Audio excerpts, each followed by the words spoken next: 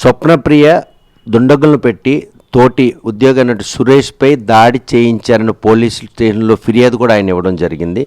సురేష్ అన్న వ్యక్తి ఈ విషయంలో అటువంటి ఘాతకానికి మీ కూతురు ప్రయత్నించే అవకాశం ఉంది అసలు? అసలు లేదు, అదంతా ఒకటి అబద్ధాలండి. అలా కావాలని కల్పించారు. తన పైన నేరం మోపడానికి ఇవన్నీ ముందస్తుగా వేసుకున్నారు. వాళ్ళు ఒక ఆలోచన మీద ప్రక్రియ పెట్టే చేశారు. మాకు చేసిన వెనక రాజు అంటే రీజనల్ మేజర్ రాజు హస్తం 100% ఉందని నమ్ముతున్నారు? ఉంది, 100% ఉంది. ఎందుకంటే వాళ్ళందరినీ అతను సేవ్ చేసి ఒక స్వప్నం మీదే పెట్టిస్తారు ఇదంతా.